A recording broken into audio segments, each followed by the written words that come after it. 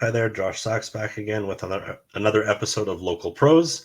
With me today, I have the 2022 and 2023 runner-up for the Ontario Provincial Championships, Mr. Chris Brown. Hey, Hey, Josh, how's it Chris. going?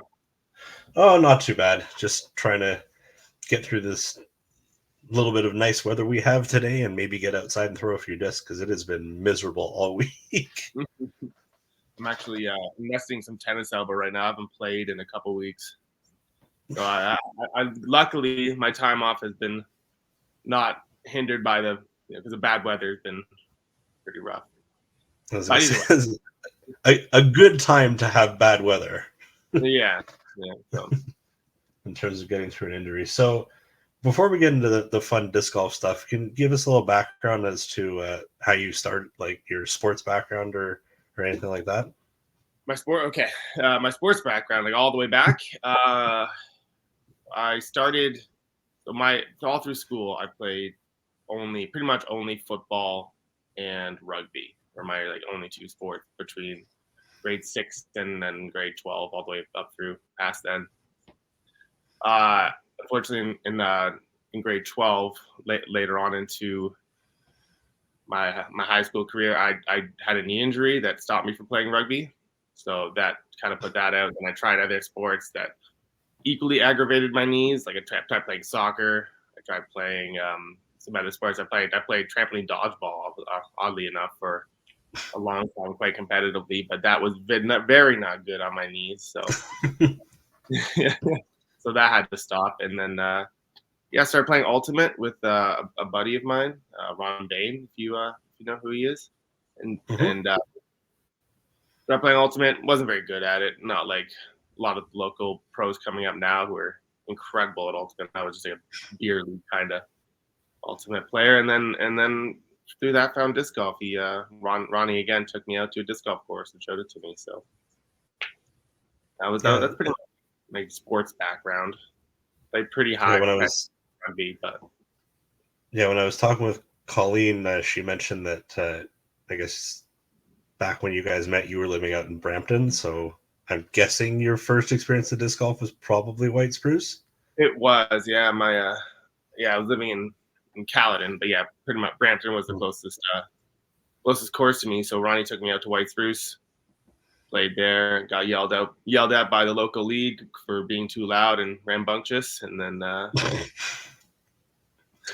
Well, if you're not loud and rambunctious, then are you really having fun on the disc golf course?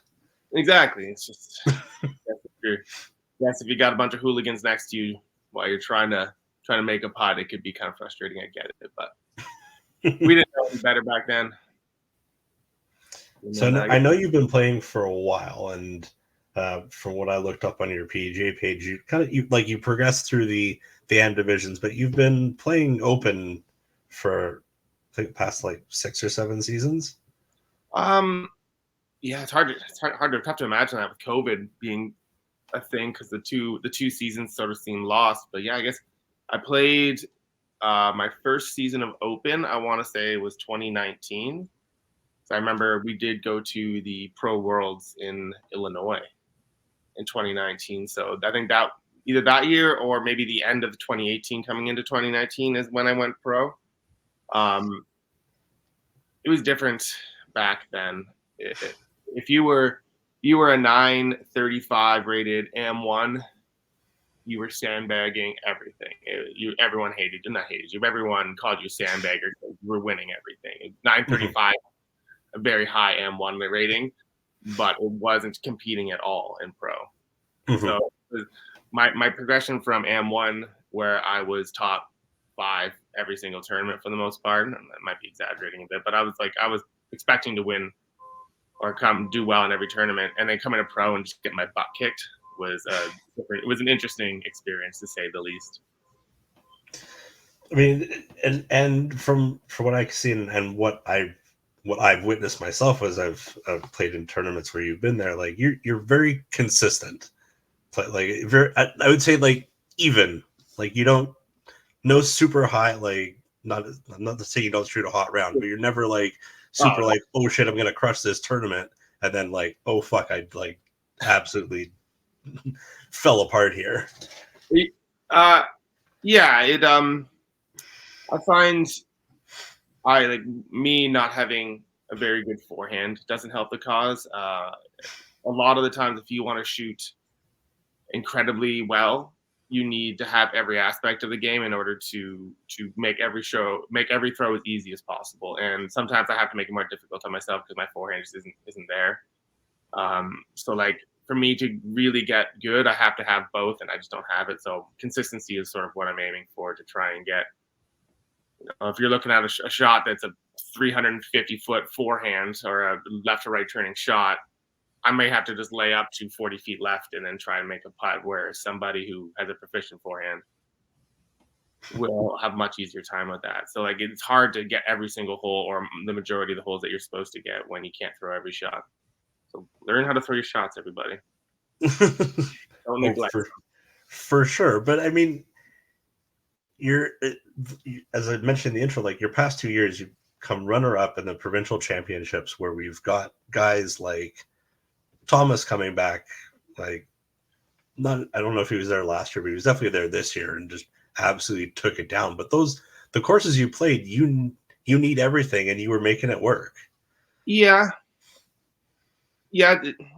I've gotten very good at faking a forehand with a backhand, but sometimes it just comes together, and it's just the way it works. I had a pretty rough season this year. I tried to get developed like a smooth putting stroke, consistent putting stroke, because I find my putt, depending on the day, changes. Mhm. Because I really just kind of wing it and just sort of, and so I tried to develop like a consistent putting stroke this year, and it threw everything off. I was missing 5-foot putts. I'm not even exaggerating this. So like the whole year was just me trying to figure out how to get a consistent release and how to make it all proper, and then it kind of near the end of the season, which is when provincials is usually when I came to realize that just throw it at the basket and hope for the best, and it worked out. So what you're saying is you need all the tournaments in the year to be like August to October, and you'll be perfect. Yeah, that was good. That would be great. Yeah, if somehow I could just think like I do late in the year, in the middle of the year, I might have a good time about it. Because I always come out every year. I do the same thing. I don't understand it. Where I come out shooting really strong. I think this year I was close to, if not, I think I shot 1,000 rated rounds in a row, or like it was like 1,000 and then like a 999 and then 1,000 between the three first tournaments. And so like at the beginning of the year I was doing great, and then in the middle of the year I just like something happened and I lost a lot of confidence, and then near the end of the year I started realizing it's just disc golf again, and then everything goes back up. So there are some people that are watching that may not have met you, but have certainly heard your voice Yeah, doing some commentary for Canadian Disc Golf Productions. right. Now I know you and Wally are both frequently at Bronte, so I'm assuming that's probably how you guys met. But no, not at all. Whoop. Um, Wally went to is from Burlington, and he went to high school with Colleen. So I've known Wally's since long before disc golf. We started at the same time when Ronnie got me in, and we also started taking the local Burlington people out, which included Wally, of course. And so that's sort of how we met. We met a long time ago, 15 years ago, I guess, maybe 14. And yeah, obviously I've been playing for 10, so it's kind of, yeah, we just sort of kind of thing. And then he's local to me, he's close by, he's a friend, so he calls and I go over his house and record some interesting audio. Interesting, informative, all the good stuff. It could be a bit of everything. Sometimes you get a little off track. It's hard to talk about disc golf for arguably 6 hours straight sometimes. Mm-hmm. Well, yeah, Colleen was mentioning she's got some recording to do for, I guess, it's nationals. She's going to try to. It would require some technical support on this end that would be difficult. But I think she's going to try to. It'd be great if she could. She'd be a great insight to learn some things from. Yeah, well, hopefully, I mean, just if she needs, she can reach out to me for sure. We'll figure something out to make it work. Yeah, if we either have way. to. Maybe by the time it'll be out as well. Yeah. So, any off-season plans that you're working on, like stuff with your game to prepare you for 2024? Again, right now I'm just trying to heal. I've had tennis elbow. Never had tennis elbow before. It is something. And, it started getting noticeable, I would say, beginning of October. Like, it didn't really bother me. It was just sort of, I could feel like a tinge. And nowadays, like, I can't even putt without pain. So it's like, that is like primarily right now I'm just doing physio, trying to get it fixed, kind of get fixed up, trying to get ready to go for the new year. We have obviously the GTA Cup would be like our winter series here for anyone in the Greater Toronto area and even Southwestern Ontario who now have their own series. They know what it is, but it's like a match play kind of club versus club series. So that starts in February. So we're gonna have to be ready for that. Well, fingers crossed that everything, the physio works out for sure. Any specific goals you have for next year? Ratings increase or tournaments you really want to? Yeah, I've been setting goals since I started, so like 9 years of goals now, and I find sometimes they kind of detract you from like setting a rating goal. Like I got a rating goal last year of being over 990. I think I started the year at 970 or something like that, and I got up there. I was like 985 at the beginning of the year, and then obviously I told you I had a rough year, so now I'm down again. So I find goals kind of strange. As far as like, because it just leads to expectations, which I find expectations as far as what you think of yourself, what you expect of yourself to be wrong. But consistency is definitely more where I think if I at the beginning of this year, my 2.5 standard deviation meant that anything below 920, I think was enough. Anything below 920 wouldn't count towards my rating because my standard deviation was so small. And now it's down there again. So I'm hoping to bring that in and really be consistent and keep shooting, like not shoot anything below a certain rating, whatever that number might be. Mm-hmm. I don't really like shooting those really high numbers. They're cool, but they don't mean anything if you can't do 2 of them in a row, 3 of them in a row. So keeping myself up and around that number is sort of my goal, and just sort of maintaining my focus to be able to do that. So like consistency around your rating and maybe a little higher is more so the goal than I'm going to be 1,000 rated player by the end of the year. Yeah, because then I find, again, I was hoping to get my rating up above 990 this year, and that meant every single shot rating I had that was like within the 970s, 980s, which is a good rating. There's nothing wrong with that. It's fantastic. I was then finding myself disappointed with, which wasn't leading to like a positive headspace. So I feel like just maintaining myself and just being happy with the consistency of my play as opposed to the performance. Like sometimes, like I'm sure you've been to it, where you go to a tournament and either you shoot really poorly or you shoot incredible, and your really poor rounds, your rating is so much higher than you think it should be, or you shoot incredibly and your rating is, average or just slightly above average, and I find it kind of detracts from the importance of what the important things are. So yeah, I mean, I had a lot of events this season where if I shot really well round 1, I'd bring myself back down to earth in round 2 and just be like, and your event average is exactly what your rating is right now. Exactly. Or it'd be the other way. I'd shoot a really terrible first round and then somehow just like get in the headspace of I don't care anymore. This, I'm not gonna win this tournament, so just play disc golf, and somehow you shoot like this ridiculous round. I'm like, well, why can't I be in this headspace the entire event? Yeah, like, what is it? And I think that's more what I have. My goal has to be going further. Yeah, I got another 5 years. I could be eligible to play Masters. Go up there, and you said you just had Justin Murphy on, so go up there and try to compete with Justin Murphy again. And But Gigi for when he plays in the Masters. yeah. Gigi's on that next level though, so we'll see. We'll see what happens. Interested in doing any more American stops this year? I know you guys Yeah. went down for Rochester. So we had a lot going on this year. We did a lot. So we went to this year alone. We didn't. It wasn't so much America, but we went. We obviously we went. We went up to Thunder Bay, Sudbury. We had like a whole 5 to 6 weeks of like touring, I guess you would call it in a way, like a mini tour where we went up to Thunder Bay, we went up to BC, we went down to Rochester, we went to Vermont for Worlds. I didn't play Worlds, but Colleen did, so I went down and hung out with her for the week. And then we had another one in Rochester after that. So it was a lot of like outward touring, which I loved. I had a great time with it because you play with people you normally don't get to play with and experience different aspects of disc golf.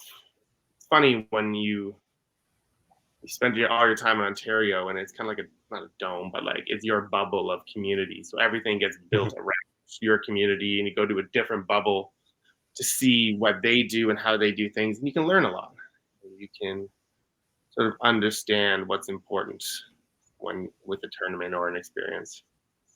Mm-hmm. Oh, for sure. Like, I don't want this to come out the wrong way, but Ontario, you see, it's a lot of the same people. It's the same people at every event.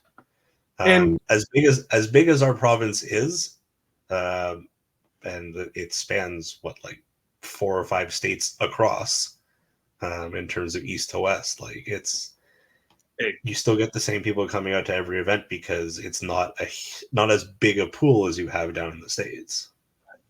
That's true. But the same can be said. Like whenever I've been going down to New York for tournaments, 1 or 2 a year for the last 5 years or so. And every time I go down there, I meet the same people. So every dome has every bubble has their same group of people that always go. They're always there, and you get some people sneaking in and out. But I think that's sort of what I meant is like we have our bubble of really cool, really awesome people, guys, women, everybody. But it's nice to go into another one where maybe they don't know who you are, maybe they don't know what you can do, and then you need to surprise them or whatever it is, or you just show up and you meet them, and it's a good time. So that's why I really enjoy going down to New York, Michigan, all these close neighboring states. Even going out to Quebec, or I haven't been to Winnipeg yet, but like to go there and play would be cool. Mm-hmm. You just get to experience a new group of people. We've got nationals coming up in BC next year. I know you guys played the BC Open this year. We did. Does that mean an extra trip, or likely you're going to have to decide between the two? I'm a little foggy on the dates right now. I think BC Open's August or July. Sounds about right, but I'd have to look it up. Yeah, because it was at the beginning of our tour or mini tour this year. So I have to imagine it is in either end of July or early August. So actually, it's probably early August now that I think about it. So I think Nationals is in September. It's mid September. I think it overlaps in Ontario with the Diameter Open. Oh, does it? Did not realize that. Which makes things a little difficult for people from Ontario that want to compete, who also want the chance at a spot at US DGC.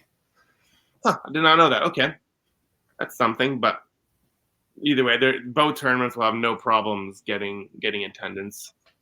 Oh, for sure. Not a big deal. But I think we definitely want to go to BC. Colleen has family in BC. We can go there. We can visit. The BC Open is great. If you haven't played Raptors Knoll yet, I'm not gonna compare it to anything around here, but it's a great course. It's a fantastic course. It's designed really well. Stu and Chris did a really good job. I'm pretty sure they designed it. But they did a really good job of just making it fun. You're not going there. It's not. You're not going down to Northwood, North of Black. You're not going down to punish yourself. It's fun. You go there and you play around a disc golf and you enjoy yourself. It's something you can go to every day and play every day and have fun. There's a lot of courses out there that you go to once. You go to once and you don't want to go back for a while because it either is incredibly difficult or incredibly exhausting. But I would say this is neither. It's just fun. It's just a fun course. But the BC Open would be really fun to go to. Again, I think that's our plan. Nationals would be great. But Nationals is also in Clearwater. I know this is something that's in BC. People were saying when we had it in Thunder Bay is there's no easy way to get to Thunder Bay. Same Right. with Clearwater. There's really no easy. Well, I guess you could fly. There's no easy way to get to Clearwater. You could fly into Vancouver and then fly into Kamloops and then drive the hour and a half. But it would be a commitment to get up there for somebody from Ontario. If you're from locally, I think you can even fly to Kamloops and Calgary. But I looked into this already because obviously when it got announced, I had to see. But so this is going to be, that one's going to be up in the air. We definitely want to play Nationals. Nationals is great.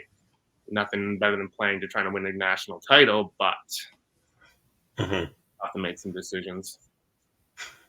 Oh, for sure. It's a tough time in the schedule because if you're looking at it and you maybe you have the chance to go to USDGC by competing locally, is that more of a draw for you potentially?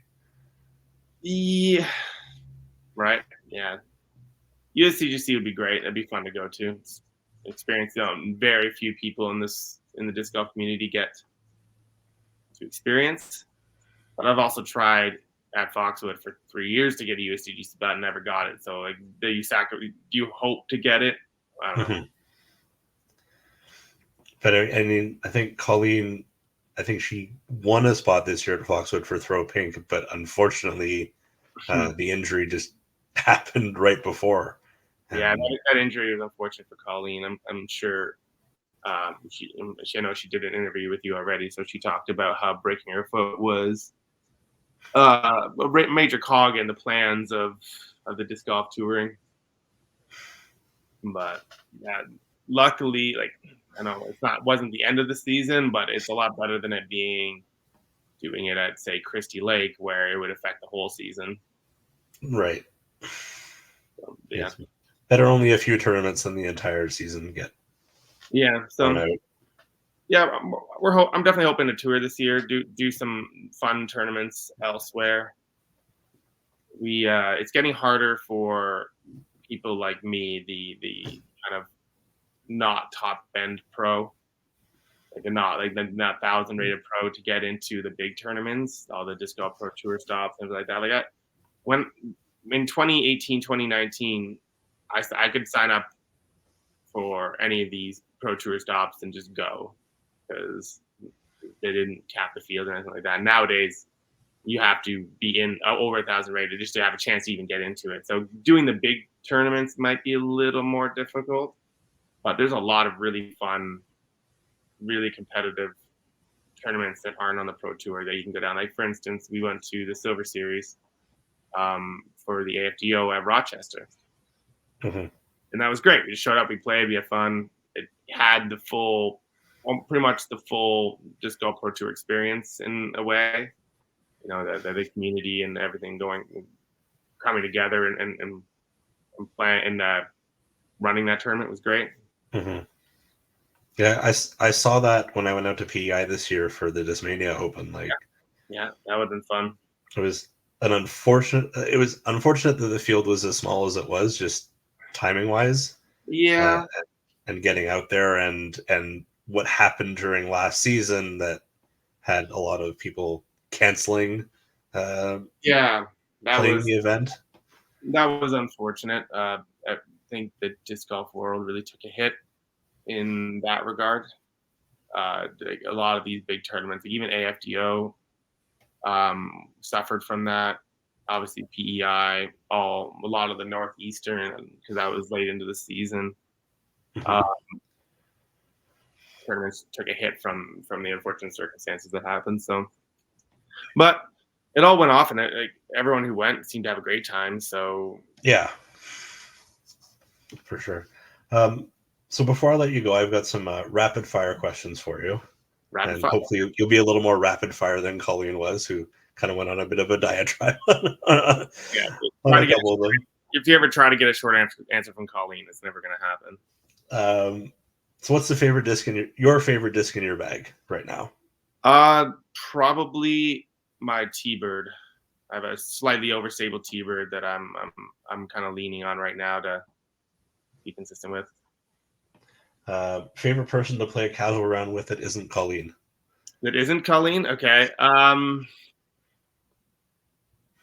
If you ever played with James Duong, he's a pretty fun person to hang out with.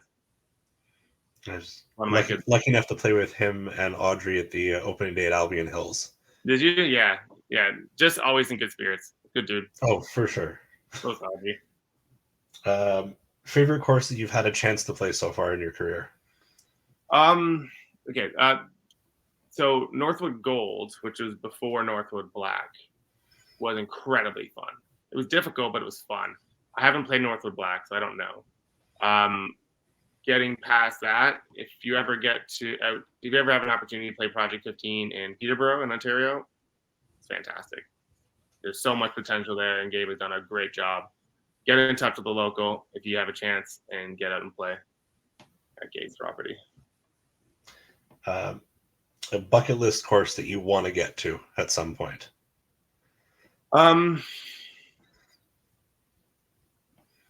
Realistically, probably Maple Hill. Like it's right there. You could drive, what is it, 8 hours to Maple Hill? Feels Maybe like more. It might be longer than that because it's about 8 hours to Vermont, and it's Yeah, but it's maybe different direction. Either way, yeah. Maple Hill would be fantastic, and it's realistic. It's right there. You could drive there. I don't know how I haven't done it yet, but yeah. So Maple Hill would be great. I love it. I've been down to Vegas and Arizona and played those courses. I've been Illinois, played those courses.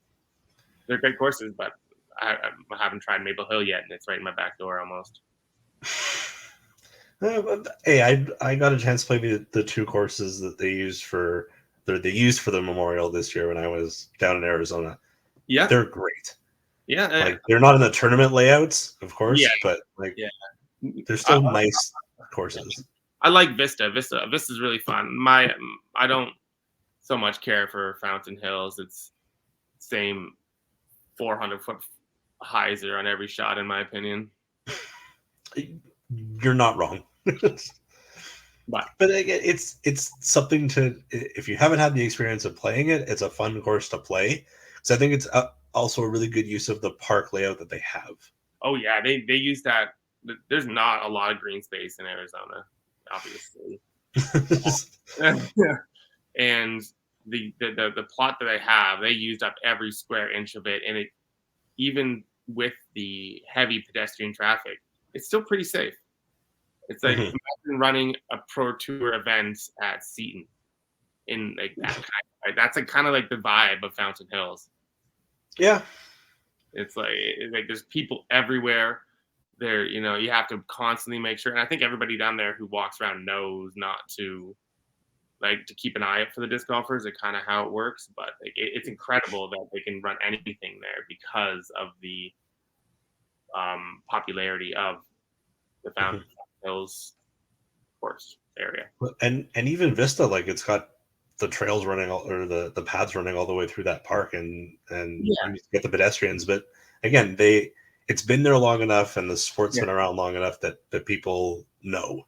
Yeah, exactly. Yeah, it's that's in a floodplain, I believe, where you see like the meter markers on the water. So it's so green. Yeah, if you get a chance to play Vista's a great course if you ever get down there. But there's also some really, if you were down in Arizona, playing the other courses. Pardon? Did you play any of the other courses in Arizona? I didn't get a chance to. I was down there with a bunch of guys for a ball golf trip. For a golfing trip? Yes, for a golfing trip. And so I played. So I guess they played 5 rounds in the 6 days we were there. Yeah. I ended up playing 3, and took 2 of those days off to go play disc golf instead. Yeah, there's some really unique and fun courses in Arizona, but anyways, I'm not getting into Arizona right now because There's Um, a lot to do around here that isn't oh, required. for sure. But The courses are popping up everywhere. And when I was talking to Colleen, she's just like, I'm so upset that because of when the injury happened, like she didn't get a chance to play all these new courses that have sprung up. yeah, that's a good point. She hasn't been there. She hasn't seen them all. She didn't get to see the knock course, the golf course that they set up because she broke her foot, and then obviously Albion and all these other courses that have opened. We haven't even played the one in Milton yet. Not Total Run. No, Or is that the one? That's in Burlington. Well, That's Burlington, right? There's the another one in Milton. one chain. The one Jeff put in up in is it Milton? Kelso? Yeah, Kelso. We haven't played Kelso yet. I know. I can't remember where. I think I was at another tournament the weekend that opened. It might have been the Diameter Open. Okay. I feel like it might have been that weekend, and just like I was never out in that direction for like the rest of the season. Sorry, we were doing rapid fire. We got distracted. We did. Last question. Your dream foursome. Oh, you could put together any foursome. Who would it be? Like. That's a tough question. I'm going to exclude. Am I doing like? Are we? You can go back and say you want to play with Ken Climo and like any of those guys, like in their prime. Sure, in their prime. Okay, well, I'm going to exclude Colleen for my own sake, so I don't have to obligatorily put her in there. But let's say I would love to have played with like get good people on the card is what I'm looking for. You know, you get Nate Sexton on the card. He's a good people. You know, Ezra Adahole seems like a good guy and good things and fun to be around. And let's throw somebody else random in there. You know what? I played with in PEI. I played with Chandler Fry, and he was amazing, absolutely genuine dude. So I'm ultimately try to throw Chandler Fry in on there. And is there a specific course you'd want to play with those guys at? Gosh, well, let's punish ourselves. Let's go play some Northwood Black. Just as much as me. Yeah, Ezra's distance doesn't help him that much when there's that many trees. Watching Nate and Chandler shred that course up would be pretty fun.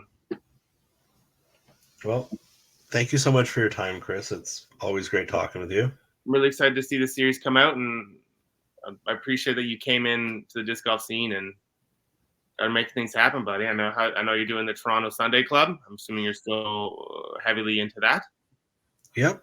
Yeah. We're still going. I mean, we picked Sunday because we didn't want to interfere with Centennial, but then we ended up on the same day as Spruce and Bronte, so I hardly ever see any of my friends from those clubs. During the winter, it's about staying local and just hanging out with your local people. You're not out there. I don't know. Either way, you get a few people, even if you only get a card of 4 during the winter, it's a win. You get out and play in another time when you wouldn't really. So, gotta love it. Yeah, and then hopefully we'll get some good numbers this year, and the city will let us maybe use those courses during the summer. That would be amazing. I would love to play Scarlet when I can actually throw a roller. I mean, only reachable with a roller for me. I mean, it's still there's no snow on the ground, so you could probably get one down now if you wanted to. Although, with how wet it's been this week, I might not suggest it. Yeah, right into the middle of a puddle. I mean, it tends to drain pretty well, but I guess I'll see on Sunday when we're out there. Yeah, it's fair. You guys, yeah. Anyways, thanks again, Chris. Yes, Josh. Thank you. All right.